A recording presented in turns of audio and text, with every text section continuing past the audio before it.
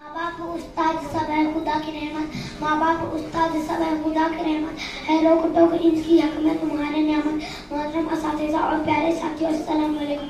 हमारे असातिज़ा का हमें पढ़ाने लिखाने के साथ साथ हमें एक अच्छा इंसान बनाने में कितना बड़ा हाथ होता है और उनका मुकाम कितना ऊंचा होता है, ये आप अच्छी तरह जानते होंगे।